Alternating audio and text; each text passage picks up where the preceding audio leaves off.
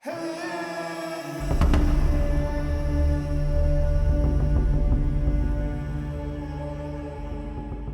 pagi, seorang anak kecil selalu membawa pancingan bambu, menyusuri bukit-bukit kecil untuk menuju hulu sungai. Membentangkan pancingannya, memasang umpan, lalu berdoa berharap ada ikan yang bisa ia dapatkan untuk dibawa pulang. Namun, tidak ada ikan sama sekali yang memakan pancingannya. Ia pun bersedih. Lagi-lagi, ia pulang dengan tangan kosong. Mungkin ini bukan hari baiknya. Saat hendak pulang, anak itu terkaget melihat pusaran air yang tidak biasanya ia lihat. Kemudian muncullah sesosok makhluk aneh dari dalam air. Makhluk itu lalu berkata kepada anak tersebut, "Hei bocah, apa kau tidak mendapat ikan lagi hari ini?" Anak itu masih terdiam ketakutan melihat sosok makhluk itu. Makhluk itu masuk ke dalam air, kemudian tak lama ia kembali muncul ke permukaan air. Makhluk itu melanjutkan perkataannya, "Ambillah ikan ini." Makhluk air itu melemparkan seekor ikan mas yang sangat besar kepada anak itu. Seketika anak itu kegirangan sambil memeluk ikan di pangkuannya. "Terima kasih banyak, aku akan kembali lagi," teriak anak itu sambil berlari menuruni hulu sungai. Esok harinya anak itu kembali ke hulu sungai, membawa beberapa timun dalam sebuah keranjang yang ia pikul. "Tuan makhluk air, Tuhan makhluk air, aku datang," ujar anak kecil tersebut. Tiba-tiba air yang tenang berubah menjadi sebuah pusaran air. Sosok makhluk air kemarin muncul kembali ke atas permukaan air. "Ada apa, bocah? Apa kau ingin ikan lagi?" "Tidak, tidak Tuan makhluk air. Aku ada sesuatu untukmu. Aku membawakan timun hasil dari kebunku. Ini sebagai tanda terima kasihku karena kau sudah memberiku ikan yang besar sekali." "Timun?" Makhluk itu terheran. Anak itu melemparkan sebuah timun, lalu makhluk itu menangkap dan memakannya. Ini enak sekali. Aku belum pernah memakan makanan seenak ini." Anak itu kembali melemparkan beberapa timun, dan makhluk itu memakannya dengan lahap. "Terima kasih, nak. Timunmu sangat lezat sekali. Siapa namamu?" "Namaku Emon. Aku tinggal di desa kecil di bawah sana." "Baiklah, Emon. Berhenti memanggilku Tuan Makhluk Air. Panggil saja Kappa." "Baik, Tuan Kappa." Sebagai bekal pulang, Kappa memberikan ikan-ikan yang besar kepada Emon. Ia sangat senang sekali. Tidak perlu susah payah lagi memancing. Emon selalu membawa ikan untuk lauk makan malam. Hari demi hari, Emon kembali pergi ke hulu sungai membawa timun-timun, lalu pulang membawa ikan-ikan. Tak terasa Emon dan Kappa kini berteman baik. Mereka selalu bertemu di hulu sungai, bercerita sambil tertawa. Hingga suatu hari, Emon tidak datang ke hulu sungai. Kappa mencari-cari dan menunggu kedatangan Emon hingga petang. Namun Emon tidak kelihatan batang hidungnya. Begitu esok harinya, sudah beberapa hari Emon tidak datang menemui Kappa. "Hei, apa kau masih menunggu anak manusia itu?" Sesosok Kappa lain berbicara. "Ya, Emon berjanji akan datang kembali." "Manusia itu tidak bisa dipercaya. Mereka selalu mengingkari janjinya. Aku yakin ia akan datang kembali." "Sudahlah, lupakan soal bocah itu. Lebih baik kau ikut kami turun ke bawah sana, tempat di mana manusia berkumpul." Di tepian sungai di dekat pemukiman, para warga sekitar biasa mencuci pakaian sekaligus mandi di aliran sungai yang airnya sangat jernih. Mereka pun memanfaatkan aliran air sungai sebagai sumber pengairan bagi sawah, kebun, dan juga kolam-kolam ikan. Suatu hari beberapa warga dihebohkan dengan kemunculan sosok misterius yang mengganggu orang-orang yang sedang mandi atau mencuci pakaian. Para gadis desa mengaku ada sesosok siluman air yang mengintip mereka ketika mandi. Bahkan, tak jarang siluman air itu mengambil kain dan pakaian para gadis. Bentuknya menyeramkan, wajahnya seperti katak, punya banyak sisik seperti ular. Ya betul, Kami melihatnya. Ia muncul tiba-tiba ke atas air, lalu menghilang dengan cepat. Menurut pengakuan dari orang-orang yang melihat sosok makhluk air yang misterius tersebut, makhluk itu seperti wujudan manusia dan reptil. Bertubuh pendek gempal, bersisik di sekujur tubuhnya. Wajahnya mirip seperti katak dan terlihat seperti memiliki tempurung mirip kura-kura. Mereka juga mengatakan bahwa ada wadah berisi air di kepalanya, muncul secara tiba-tiba dan hilang dengan sendirinya. Para warga pun mengaku kesal dengan kemunculan makhluk air tersebut. Pasalnya, ikan-ikan yang seharusnya dipanen di kolam-kolam kini tak tersisa seekor pun. Tak hanya menjahili dan mengganggu orang-orang di desa, makhluk itu pun tak segan-segan mencuri ikan dan hewan ternak warga. Sebaiknya kita bersiaga. Kita harus menangkap makhluk kurang ajar itu. Ya, ini tidak bisa dibiarkan. Makhluk itu sudah meresahkan kampung kita.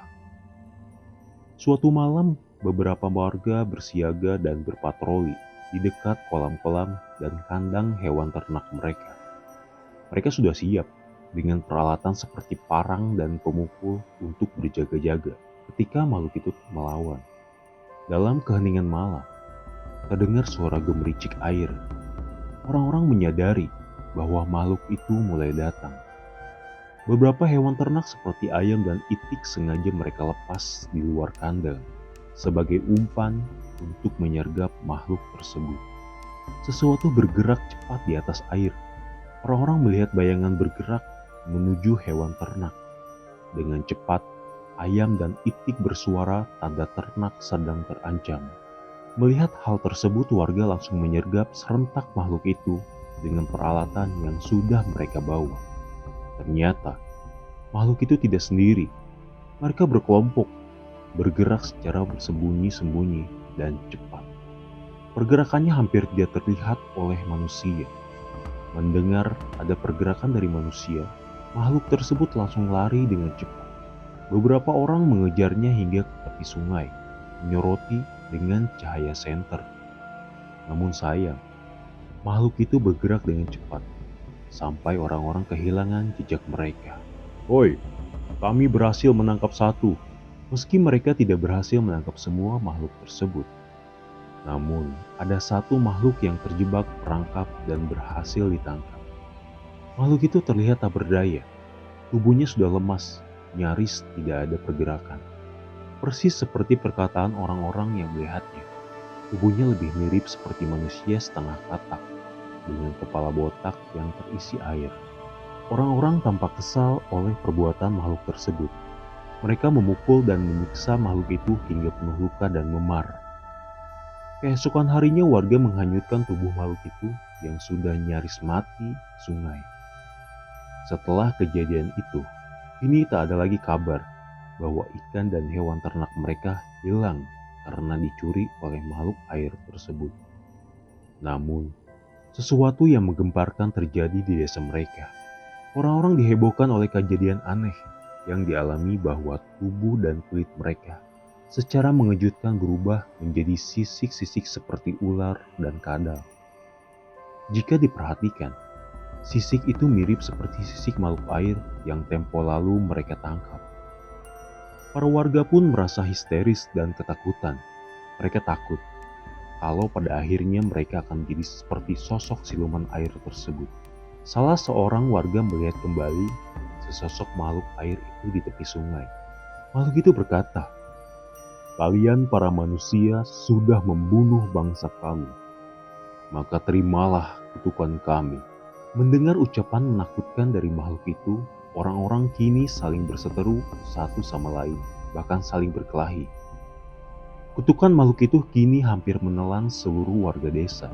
Melihat keadaan orang-orang yang sangat memprihatinkan, seorang kakek berlari menuju hulu sungai sambil membawa timun-timun.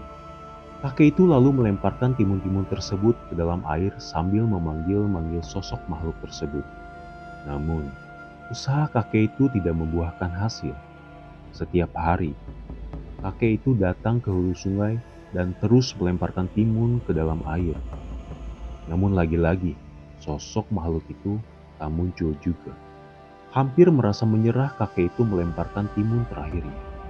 Lalu tiba-tiba saja muncul pusaran air tepat di mana kakek melempar timunnya. Sesosok makhluk air langsung muncul di hadapan sang kakek. Kakek pun terkejut setengah mati melihat sosok yang baru ia lihat seumur hidupnya. "Hei kakek tua, kenapa kau terus saja melemparkan timun itu ke dalam air? Aku ingin bertemu dengan Kapa yang baik hati." Kakek memohon kepada sang Kapa untuk membantu menghilangkan kutukan mengerikan yang dialami oleh orang-orang di desa. Namun Kapa menolaknya. "Aku tidak bisa membatalkan kutukan Kapa yang sudah terlanjur terjadi. Tolonglah, kasihanilah kami. Kalau perlu tukarlah dengan nyawaku ini." Kapa melihat barang yang dibawa oleh kakek tersebut. Seketika Kapa teringat sesuatu. Ia melihat sebuah keranjang yang ia kenali. Keranjang timun yang selalu dibawa oleh seorang anak kecil yang dulu selalu membawakan timun kepadanya. "Kakek, dari mana kau mendapat keranjang itu?" "Ini adalah keranjang milikku." "Tidak, aku kenal keranjang itu milik temanku, seorang anak yang selalu memberiku timun." Kakek itu lalu menangis. Kapa malah bingung dengan sikap kakek. "Jadi, kau adalah Kapa yang baik hati itu. Cucuku selalu bercerita tentangmu." Kapa terkaget mendengar ucapan kakek bahwa orang itu adalah kakek dari temannya. "Kakek, kemana Emon? Di mana temanku itu?" Kapa bertanya tentang keberadaan Emon. Kenapa Emon tidak datang lagi untuk bertemu dengannya setelah bertahun-tahun? Kakek pun menjelaskan sambil menangis bahwa cucunya itu menderita sakit yang sangat parah, hingga akhirnya Emon meninggal dunia. Mendengar cerita kenyataan dari kakek itu, Papa pun bersedih, hingga pada akhirnya ia berjanji akan menolong para warga dari kutukan Kapa yang mengerikan.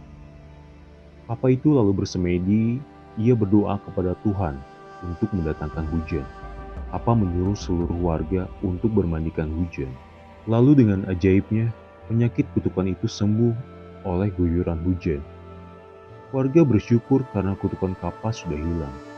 Kakek Emon menghimbau kepada para warga untuk jangan mengusik keberadaan Kapa. Mereka pun sudah berjanji untuk tidak lagi mengganggu manusia. Kapa kembali ke hulu sungai. Setelah pertemuannya dengan kakek Emon, Kapa mengunjungi pemakaman temannya yang telah meninggal dunia. Ia menggali kuburan Emon hingga mendapati tulang-tulang tengkorak yang masih tersisa. Lalu Kapa itu membawanya ke hulu sungai. "Temanku, aku akan menghidupkanmu kembali, meskipun harus menumbalkan orang-orang yang sombong yang tidak tahu rasa terima kasih."